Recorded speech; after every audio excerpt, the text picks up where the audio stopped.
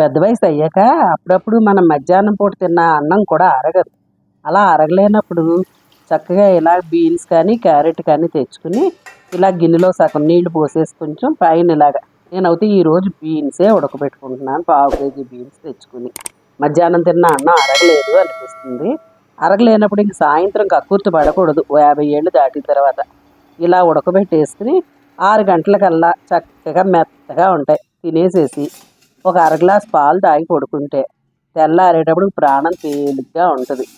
ఇలా చేసి చూడండి, మీకే తెలుస్తుంది. చేస్తేనే కానీ న్యాచురల్గా తెలీదు, అనుభవించిన వారికే తెలుస్తుంది ఆ అనుభవం ఏంటన్నది.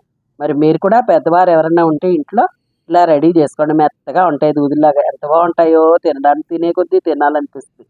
కానీ ఇంతకు మించి తినకూడదు. ఒక పావు కేజీ బీన్స్ అన్నమాట. నచ్చితే కనుక నాన్నమ్మకి ఒక లైక్ చేయండి, మీ ఫ్రెండ్స్కి షేర్ చేయండి, నాన్నమ్మకి సపోర్ట్ చేయండి. Thank you.